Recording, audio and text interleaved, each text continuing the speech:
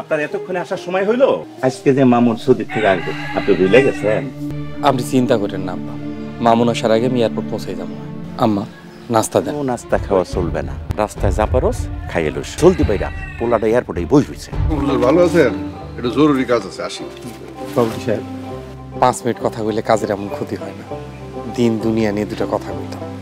এই যে তোমারে হুজুর বইলা সালাম দিলাম, সম্মান দেখাইলাম, তুমি তো মিয়া মান সম্মানের কিছুই রাখলা না। আয়সা মুস্তফা, আমারে দেখা কি তোমার বেদিন মুনাফিক এরকম কিছু মনে হয়? আস্তাগফিরুল্লাহ, না না সভাপতি সাহেব, আপনি আমার মতো একজন মুসলমান। তাইলে আমারে দেখলে তোমার ভিতরে এরকম ওয়াজ নসিহত উঠলে উঠে গেল? এটা আমার দায়িত্ব। যে কোনো মুসলমান ভাইরে দেখলে আমি ইমানের পথে দাওয়াত দিই। বিষয়টা ব্যক্তিগতভাবে নিয়েন না। হয়েছে, যা কর জলদি, আমার কাজ আছে।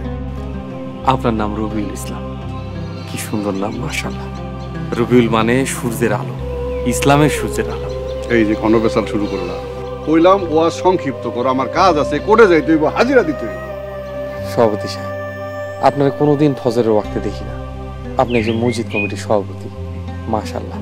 কি সুন্দর দাড়ি আর সুন্দর পাঞ্জাবি পরছেন, পোশাকের মতো দিনকেও অন্তরে ধারণ করেন, নিয়মিত নামাজে আইসেন। তোমার ওয়াজ শেষ হয়েছে? ওয়াজ না জানাম, দাওয়াত। আপনি তাড়া থাকলে আপনি আইতে পারেন। সময় দেওয়ার জন্য ধন্যবাদ। তোমারও অনেক ধন্যবাদ। তোমার আব্বা আরশাদ মোল্লা আজকে ফজরের ওয়াক্তে কি মসজিদে নামাজ পড়তে আইছিল? জি না। এই যে নিজের ঘরে ঠিক নাই, উনি আইছে গ্রামের সবাই ঘর ঠিক করতে। হ্যাঁ, আগে নিজের ঘরের সেরাক জ্বালাও, তারপরে সবাই ঘরে সেরাক দিও। নিজের ঘরে ওয়াজ কইরা নিজের ঘরের মানুষজনকে ঠিক করো, তারপরে গ্রামের সবাই ঠিক করবা। যত সব, তোমার তুমি আর লজ্জা থাকা উচিত। আয় বোরহান, চলেন নেতা।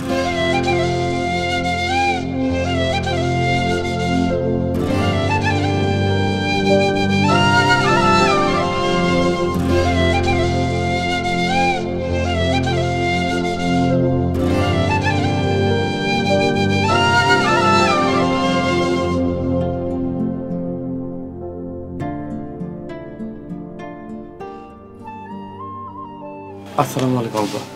ওয়ালাইকুম আসসালাম। আপনার এতক্ষণে আসার সময় হইলো? হ্যাঁ, কই গো মামুনের মা, দেখো দেখো তোমার পীরপোলা আইছে, পীরপোলা। এই আজকে যে মামুন সৌদি থেকে আসবে আপনি ভুলে গেছেন? আব্বা চিন্তা করেন না, এখনো তো অনেক সময় আছে। আপনি খামাখা চেতাচেতি করতেছেন। মামুনের ফ্লাইট নামবো 12টায়, হাতে মেলা সময় আছে। এই ঢাকা শহরের জ্যাম কি জিনিস তোমরা জানো? শোনো, যাত্রাবাড়িতে জ্যাম লাগলে 2 ঘন্টা শেষ। আপনি চিন্তা করেন না আব্বা, মামুন আসার আগে আমি এয়ারপোর্ট পৌঁছে যাবো। আম্মা নাস্তা দেন। ওই কোনো নাস্তা খাওয়া চলবে না, রাস্তায় যা পারস খাইয়ে লইস। ওখানে জলদি বাইরা, পোলাটা এয়ারপোর্টে বই রয়েছে। আব্বা চাইটা ভাত খামো, 2 মিনিট সময় দেন। আরে রাখ তোর খাওয়া। মামুন 5 বছর পরে সৌদির থেকে দেশে ফিরবো, বুঝছো? 5 বছর পরে। শোন বাবা, তুই আগে গিয়ে এয়ারপোর্টে পৌঁছা, তারপরে সময় পেলে কিছু খাইয়ে লইস, ঠিক আছে? যা বাবা, জলদি রওনা দে। পোলাটা হেই কখন উঠছে, নামাজ পড়াইছি, ওরে চাইটা ভাত খাইয়ে যাইতে দেন। আরে রাখো তোমার খাওয়া। আমি কই ওরে তাড়াতাড়ি রওনা দিয়ে যাইতে, পোলাটা এয়ারপোর্টে বই রয়েছে, আর তুমি এসে খালি খাওয়া লইয়া। আচ্ছা ঠিক আছে, ওর যাওয়া লাগবে না, আমি গেলাম। আব্বা আপনি অসুস্থ, আপনি বিশ্রাম নেন। বোন খাদিজা, আমার 1 গ্লাস পানি খাওয়া। বাবা শোন, ওই যে আরিফের গাড়িটা নিয়ে যাইস, ভাড়া আইলে দেবো, কথা হয়েছে। আর নে ধর, এই মোবাইলটা নিয়ে যাইস। কি চাকরি করোস, একটা মোবাইল ফোনটা কিনতে পারো।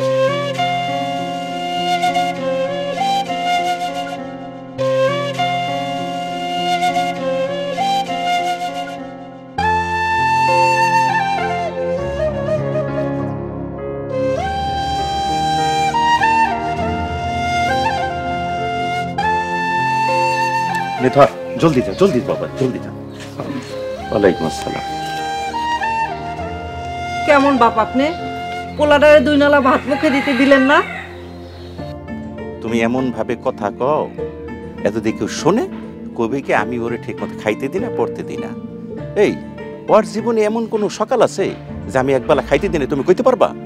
আর শোনো, এই মামুন এই সংসারে কি না করছে, কি না করছে, এই মামুনের লাগে কেউ একবেলা না খাই কষ্ট করতে পারবে না? আপনার এই হুজুর ছেলে। আপনারে বোঝানোর সাধ্য আমার নাই। মোস্তফা যা বেতন পায় সবই তো আপনার হাতে তুলে দেয়। আপনিও তো একটা ফোন কিনে দিতে পারেন পোলারে। খালি যে টাকা টাকা করো, তোমার পোলা কয় টাকা বেতন পায় আর কয় টাকা দেয়? যে টাকা দেয় তা মাস শেষে ওর পেটেই যায়। যত সব